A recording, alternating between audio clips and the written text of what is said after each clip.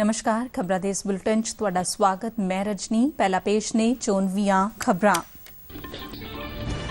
वित्त मंत्री निर्मला सीतारमण ने साल 2022-23 दे बजट नूं दूरदर्शी दस्सिया।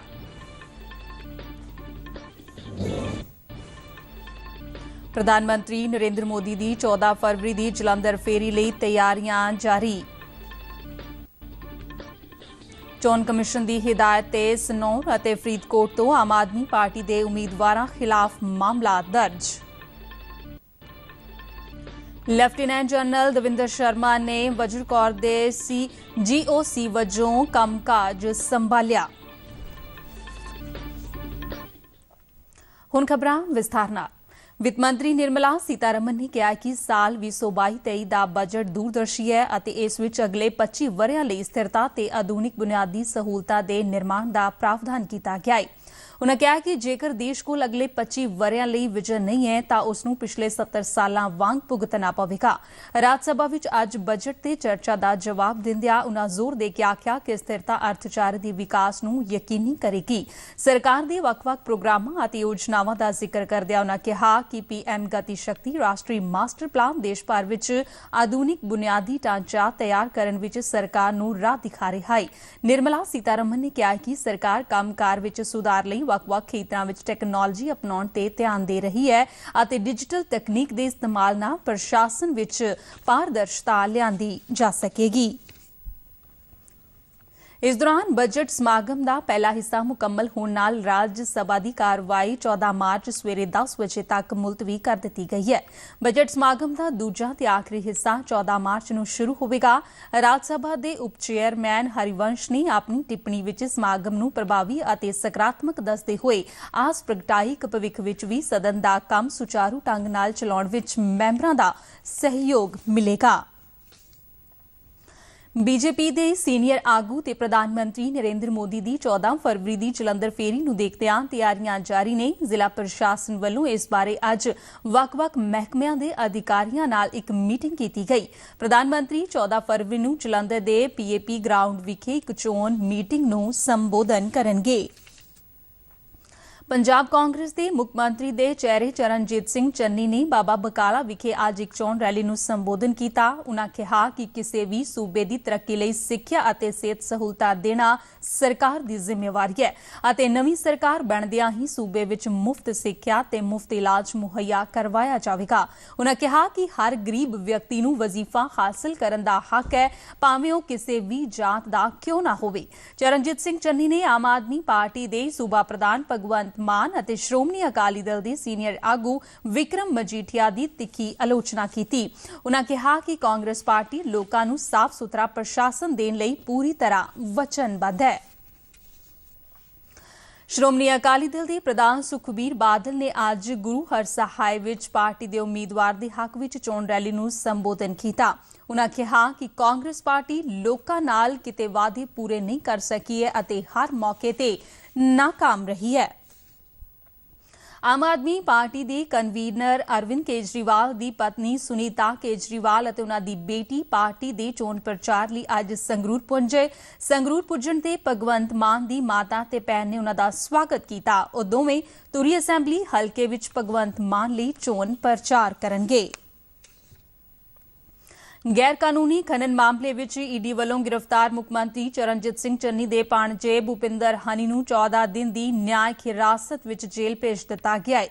उसका 3 दिन का रिमांड खत्म होने मगरों अज उसनूं जलंधर की अदालत विच पेश किया गया सी, जिथे अदालत ने उसनूं न्यायिक हिरासत विच भेज दिता। पंजाब के 117 विधान सभा हल्किਆਂ ਲਈ 20 फरवरी ਨੂੰ ਹੋਣ ਵਾਲੀਆਂ ਚੋਣਾਂ ਲਈ 1304 ਉਮੀਦਵਾਰ ਮੈਦਾਨ ਵਿੱਚ ਨੇ, ਜਿਨ੍ਹਾਂ ਵਿੱਚ 93 ਔਰਤਾਂ ਅਤੇ 2 ट्रांसजेंडर उम्मीदवार शामिल ने। मुख चोण अधिकारी डॉ.एस. करुणा राजू ने दस्सिया कि कुल 2,14,99,804 ਰਜਿਸਟਰਡ ਵੋਟਰ ਨੇ, ਜਿਨ੍ਹਾਂ ਵਿੱਚੋਂ 1,12,98,081 ਪੁਰਸ਼ ਅਤੇ 1,02,996 ਮਹਿਲਾ ਵੋਟਰ ਨੇ। ਸੂਬੇ ਵਿੱਚ 1,58,341 ਦਿਵਿਆਂਗ ਵੋਟਰ, 1,09,624 ਸਰਵਿਸ ਵੋਟਰ, 1,608 ਪ੍ਰਵਾਸੀ ਵੋਟਰ ਅਤੇ 727 ਟਰਾਂਸਜੈਂਡਰ ਵੋਟਰ ਨੇ। ਸੂਬੇ ਵਿੱਚ 14,684 ਪੋਲਿੰਗ ਸਥਾਨਾਂ ਤੇ 24,740 ਪੋਲਿੰਗ ਸਟੇਸ਼ਨ ਬਣਾਏ ਗਏ ਨੇ, ਜਿਨ੍ਹਾਂ ਵਿੱਚੋਂ 1,051 ਪੋਲਿੰਗ ਸਥਾਨਾਂ ਤੇ ਸਥਿਤ 2,013 ਪੋਲਿੰਗ ਸਟੇਸ਼ਨਾਂ ਦੀ ਪਛਾਣ ਨਾਜ਼ੁਕ ਪੋਲਿੰਗ ਸਟੇਸ਼ਨਾਂ ਵਜੋਂ ਕੀਤੀ ਗਈ ਹੈ। ਚੋਣ ਕਮਿਸ਼ਨ ਦੇ ਨਿਯਮਾਂ ਮੁਤਾਬਿਕ ਨਾਜ਼ੁਕ ਪੋਲਿੰਗ ਸਟੇਸ਼ਨਾਂ ਤੇ ਕੇਂਦਰੀ ਹਥਿਆਰਬੰਦ ਪੁਲਿਸ ਬਲਾਂ ਨੂੰ ਪੰਜਾਬ ਪੁਲਿਸ ਦੇ ਨਾਲ ਤੈਨਾਤ ਕੀਤਾ ਜਾਵੇਗਾ। ਸੂਬੇ ਵਿੱਚ ਸੁਤੰਤਰ, ਨਿਰਪੱਖ, ਪਾਰਦਰਸ਼ੀ ਅਤੇ ਸ਼ਾਂਤਮਈ ਢੰਗ ਨਾਲ ਚੋਣਾਂ ਨੂੰ ਕਰਵਾਉਣ ਲਈ 972 ਫਲਾਇੰਗ ਸਕੁਐਡ ਟੀਮਾਂ, 857 ਸਟੈਟਿਕ ਸਰਵੇਲੈਂਸ ਟੀਮਾਂ, 479 ਵੀਡੀਓ ਨਿਗਰਾਨ ਟੀਮਾਂ, 159 ਵੀਡੀਓ ਵਿਊਇੰਗ ਟੀਮਾਂ ਅਤੇ 119 ਲੇਖਾਂ ਟੀਮਾਂ ਤੈਨਾਤ ਕੀਤੀਆਂ ਗਈਆਂ ਨੇ, ਜੋ 24 ਘੰਟੇ ਕੰਮ ਕਰ ਰਹੀਆਂ ਨੇ। ਮੁੱਖ ਚੋਣ ਅਧਿਕਾਰੀ ਮੁਤਾਬਿਕ ਸਾਰੇ ਪੋਲਿੰਗ ਬੂਥਾਂ ਨੂੰ ਵੈਬਕਾਸਟਿੰਗ ਰਾਹੀਂ ਕਵਰ ਕੀਤਾ ਜਾਵੇਗਾ। ਇਸ ਦੌਰਾਨ ਡਾਕਟਰ ਰਾਜੂ ਨੇ ਦੱਸਿਆ ਕਿ ਚੋਣ ਜ਼ਾਬਤਾ ਲਾਗੂ ਹੋਣ ਮਗਰੋਂ ਹੁਣ ਤੱਕ ਦੀ ਉਲੰਘਣਾ ਦੇ 2,815 ਮਾਮਲੇ ਦਰਜ ਕੀਤੇ ਗਏ ਨੇ। औसतन रोजाना तकरीबन 100 मामले दर्ज किए जा रहे ने। सब तो वध 1,778 मामले एक्साइज एक्ट तहत दर्ज हुए ने। चोण ज़ाब्ते की उलंघना नाल संबंधित सब तो वध 362 मामले अमृतसर, 223 जलंधर, 208 लुधियाना, 202 मानसा और 199 मोहाली जिलियां विच दर्ज किए गए ने। कपूरथला जिले विच सब नालों घट 13 मामले दर्ज हुए ने। आज़ादी का अमृत महोत्सव ਨੂੰ ਸਮਰਪਿਤ आज़ादी का सफर तहत ਅਸੀਂ ਭਾਰਤ ਦੀ ਆਜ਼ਾਦੀ ਵਿੱਚ ਯੋਗਦਾਨ ਪਾਉਣ ਵਾਲੇ ਵੱਖ-ਵੱਖ ਮੰਨੇ ਪਰਮੰਨੇ ਅਤੇ ਗੁੰਮਨਾਮ ਆਜ਼ਾਦੀ ਸੰਗਰਾਮੀਆਂ ਦੇ ਜੀਵਨ ਦੇ ਪਹਿਲੂਆਂ ਤੋਂ ਤੁਹਾਨੂੰ ਜਾਣੂ ਕਰਵਾਉਂਦੇ ਹਾਂ। ਇਸ ਤੋਂ ਇਲਾਵਾ ਆਜ਼ਾਦੀ ਦੀ ਸੰਘਰਸ਼ ਨਾਲ ਜੁੜੀਆਂ ਹੋਰ ਗਤੀਵਿਧੀਆਂ ਬਾਰੇ ਵੀ ਦੱਸਦੇ ਹਾਂ। ਅੱਜ ਦੀ ਕੜੀ ਵਿੱਚ ਅਸੀਂ ਤੁਹਾਨੂੰ ਅਵਧ ਸਮਰਾਟ ਮਹਾਤਮਾ ਗਾਂਧੀ ਦਾ ਲੋਕਪ੍ਰਿय ਪੱਤਰ ਹਰੀਜਨ ਅਤੇ ਸੁਤੰਤਰਤਾ ਸੈਨਾਨੀ ਅਤੇ ਦੇਸ਼ ਦੀ ਸਾਬਕਾ ਰਾਸ਼ਟਰਪਤੀ ਫਖਰੁਦੀਨ ਅਲੀ ਮੁਹੰਮਦ ਬਾਰੇ ਜਾਣਕਾਰੀ ਦੇ ਰਹੇ ਹਾਂ।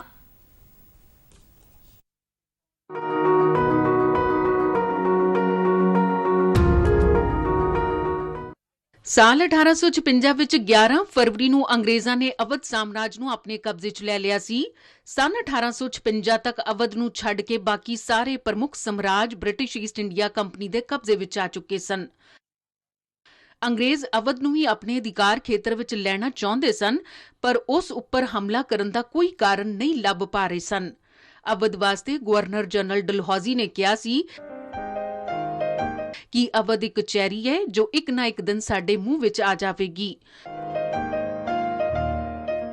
ਅਵਧ ਦੇ ਆਖਰੀ ਨਵਾਬ ਵਾਜਿਦ ਅਲੀ ਸ਼ਾਹ ਇੱਕ ਮਜ਼ਬੂਤ ਸ਼ਾਸਕ ਸਨ, ਜਿਸ ਨਾਲ ਬ੍ਰਿਟਿਸ਼ ਰੈਜ਼ੀਡੈਂਟ ਨੇ ਉਨ੍ਹਾਂ ਦੀ ਅਸਮਰੱਥਾ ਬਾਰੇ ਕੰਪਨੀ ਦੇ ਅਧਿਕਾਰੀਆਂ ਤੱਕ ਵਧਾ ਚੜਾ ਕੇ ਸ਼ਿਕਾਇਤਾਂ ਪਹੁੰਚਾਈਆਂ।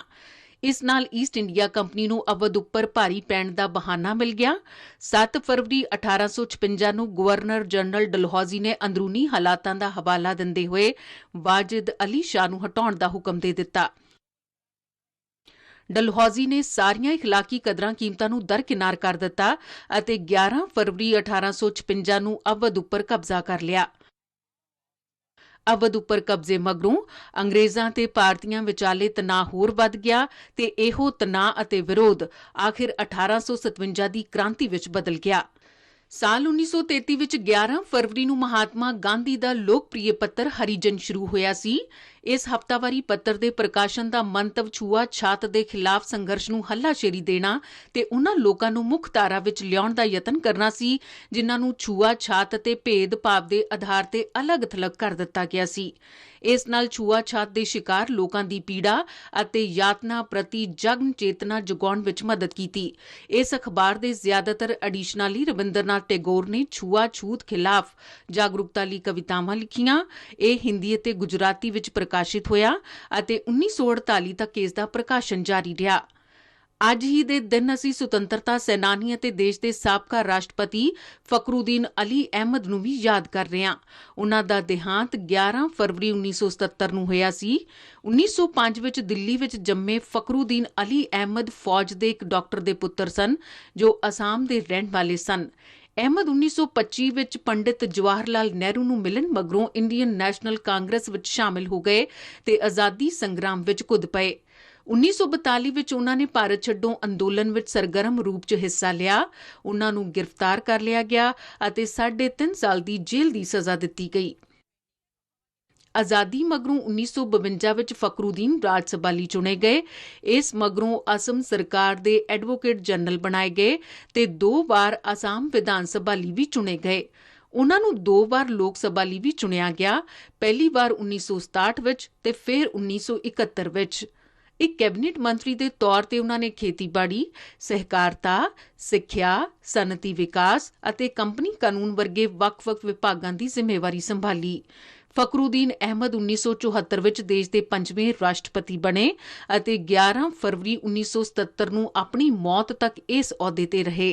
ਇਸ ਮਹਾਨ ਰਾਸ਼ਟਰਵਾਦੀ ਨੂੰ ਸ਼ਰਧਾ ਦੇ ਫੁੱਲ ਭੇਂਟ ਕਰਦੇ ਹਾਂ।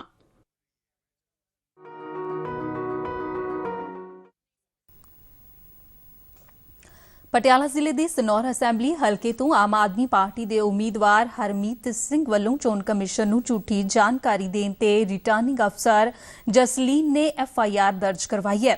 ਇਸ ਬਾਰੇ ਰਿਟਰਨਿੰਗ ਅਫਸਰ ਨੂੰ ਇੱਕ ਸ਼ਿਕਾਇਤ ਮਿਲੀ ਸੀ, ਜਿਸ ਦੇ ਆਧਾਰ ਤੇ ਜ਼ਿਲ੍ਹੇ ਦੇ ਜੁਲਕਾਂ ਥਾਣੇ ਵਿੱਚ IPC ਦੀਆਂ ਧਾਰਾਵਾਂ 193, 199 ਅਤੇ ਜਨ ਪ੍ਰਤੀਨਿਧਤਾ ਐਕਟ ਦੀ ਧਾਰਾ 125A ਤਹਿਤ ਮਾਮਲਾ ਦਰਜ ਕੀਤਾ ਗਿਆ ਹੈ। ਦੱਸਿਆ ਜਾਂਦਾ ਹੈ ਕਿ ਹਰਮੀਤ ਸਿੰਘ ਨੇ ਆਪਣੇ ਨਾਮਜ਼ਦਗੀ ਪੱਤਰ ਵਿੱਚ ਉਨ੍ਹਾਂ ਤੇ ਕੋਈ ਵੀ ਅਪਰਾਧਿਕ ਮਾਮਲਾ ਦਰਜ ਨਾ ਹੋਣ ਦੀ ਗੱਲ ਆਖੀ ਸੀ, ਪਰ ਹਕੀਕਤ ਵਿੱਚ ਅਜਿਹਾ ਨਹੀਂ ਹੈ ਅਤੇ ਉਨ੍ਹਾਂ ਖਿਲਾਫ ਅਪਰਾਧਿਕ ਮਾਮਲੇ ਲੰਬਿਤ ਨੇ। ਇਸ ਤੋਂ ਇਲਾਵਾ ਬਰਨਾਲਾ ਦੀ ਅਦਾਲਤ ਨੇ ਵੀ ਉਨ੍ਹਾਂ ਨੂੰ ਅਪਰਾਧੀ ਐਲਾਨਿਆ ਹੋਇਆ ਹੈ। ਇਸ ਦੌਰਾਨ ਫਰੀਦਕੋਟ ਤੋਂ ਆਮ ਆਦਮੀ ਪਾਰਟੀ ਦੇ ਉਮੀਦਵਾਰ ਗੁਰਦਤ ਸਿੰਘ ਸੇਖੋ ਵੱਲੋਂ ਰੋਡ ਸ਼ੋਅ ਦੌਰਾਨ ਰੂਟ ਬਦਲਣ ਨੂੰ ਚੋਣ ਜ਼ਾਬਤੇ ਦੀ ਉਲੰਘਣਾ ਮੰਨਦਿਆਂ ਚੋਣ ਕਮਿਸ਼ਨ ਨੇ ਨੋਟਿਸ ਜਾਰੀ ਕੀਤਾ ਹੈ। ਇਹ ਰੋਡ ਸ਼ੋਅ ਬੀਤੇ 8 ਫਰਵਰੀ ਨੂੰ ਕੱਢਿਆ ਗਿਆ ਸੀ। ਚੋਣ ਅਧਿਕਾਰੀ ਦੀ ਸ਼ਿਕਾਇਤ ਤੇ ਫਰੀਦਕੋਟ ਸਿਟੀ ਥਾਣੇ ਵਿੱਚ ਪੁਲਿਸ ਨੇ ਮਾਮਲਾ ਦਰਜ ਕੀਤਾ ਹੈ। ਉਪ ਰਾਸ਼ਟਰਪਤੀ M ਵੈਂਕਈਆ ਨਾਇਡੂ ਅਤੇ ਪ੍ਰਧਾਨ ਮੰਤਰੀ ਨਰਿੰਦਰ ਮੋਦੀ ਨੇ ਅੱਜ ਪੰਡਿਤ ਦੀਨ ਦਿਆਲ ਉਪਾਧਿਆਏ ਦੀ ਬਰਸੀ ਤੇ ਉਨ੍ਹਾਂ ਨੂੰ ਸ਼ਰਧਾਂਜਲੀ ਭੇਂਟ ਕੀਤੀ। ਆਪਣੇ ਟਵੀਟ ਵਿੱਚ ਉਪ ਰਾਸ਼ਟਰਪਤੀ ਨੇ ਕਿਹਾ ਕਿ ਪੰਡਿਤ ਦੀਨ ਦਿਆਲ ਉਪਾਧਿਆਏ ਇੱਕ ਸਮਰਪਿਤ ਰਾਸ਼ਟਰਵਾਦੀ, ਵਿਵੇਕਸ਼ੀਲ ਵਿਚਾਰਕ ਅਤੇ ਨਿਸਵਾਰਥ ਸੇਵਾ ਦੇ ਆਦਰਸ਼ ਪ੍ਰਤੀਕ ਸਨ। ਉਨ੍ਹਾਂ ਕਿਹਾ ਕਿ ਮਨੁੱਖਤਾ ਅਤੇ ਅੰਤੋਦਿਆ ਦੀ ਪੰਡਿਤ ਦੀਨ ਦਿਆਲ ਉਪਾਧਿਆਏ ਦੀ ਫਿਲਾਸਫੀ ਨੇ ਅਨੇਕ ਲੋਕਾਂ ਨੂੰ ਰਾਸ਼ਟਰ ਦੀ ਸੇਵਾ ਲਈ ਪ੍ਰੇਰਿਤ ਕੀਤਾ। ਪ੍ਰਧਾਨ ਮੰਤਰੀ ਨਰਿੰਦਰ ਮੋਦੀ ਨੇ ਇੱਕ ਟਵੀਟ ਵਿੱਚ ਕਿਹਾ ਕਿ ਪੰਡਿਤ ਦੀਨ ਦਿਆਲ ਉਪਾਧਿਆਏ ਦਾ ਪੂਰਾ ਜੀਵਨ ਸਰਵਜਨ ਹਿਤਾਏ ਸਰਵਜਨ ਸੁਖਾਏ ਲਈ ਸਮਰਪਿਤ ਸੀ। ਉਨ੍ਹਾਂ ਦੀ ਫਿਲਾਸਫੀ ਨੇ ਨਾ ਸਿਰਫ ਦੇਸ਼ ਬਲਕਿ ਪੂਰੀ ਦੁਨੀਆ ਦੀਆਂ ਅਨੇਕਾਂ ਸਮੱਸਿਆਵਾਂ ਦਾ ਹੱਲ ਦੱਸਿਆ। ਲੈਫਟੀਨੈਂਟ ਜਨਰਲ ਦਵਿੰਦਰ ਸ਼ਰਮਾ ਨੇ ਵਜਰਾ ਕੌਰ ਦੇ ਜਨਰਲ ਆਫੀਸਰ ਕਮਾਂਡਿੰਗ ਦਾ ਕੰਮਕਾਜ ਸੰਭਾਲਿਆ ਹੈ। ਉਹ ਬਰਖਾਸਤਬੰਦ ਕੌਰ ਦੇ ਅਧਿਕਾਰੀ ਨੇ। 34 ਸਾਲਾਂ ਦੀ ਸੇਵਾ ਦੌਰਾਨ ਉਹ ਕਈ ਮਹੱਤਵਪੂਰਨ ਅਹੁਦਿਆਂ ਤੇ ਕੰਮ ਕਰ ਚੁੱਕੇ ਨੇ।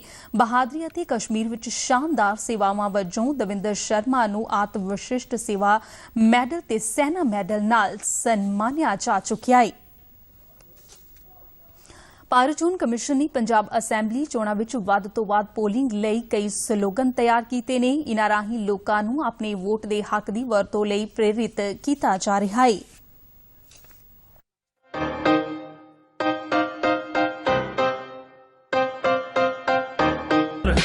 लोगों का ये मंत्र प्रजातंत्र, लोगों का ये मंत्र लेगा हिंदुस्तान परवाज। घर तू समझ ले ये राज, तेरा वोट तेरी आवाज, तेरा वोट तेरी आवाज, मेरा वोट मेरी आवाज, तेरा वोट तेरी आवाज।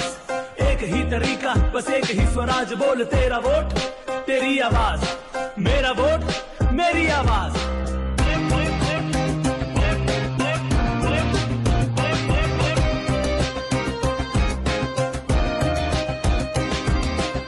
ना कोई queen, when you turn 18 you got the right to vote। चल बदले अपना देश, करें दूर सारे खोट। तेरा वोट तेरी आवाज, मेरा वोट मेरी आवाज। तेरे काम बोलते हैं तो आ, चल मिलके आके देश को उठा। तो वरना मांगना मेरा वोट।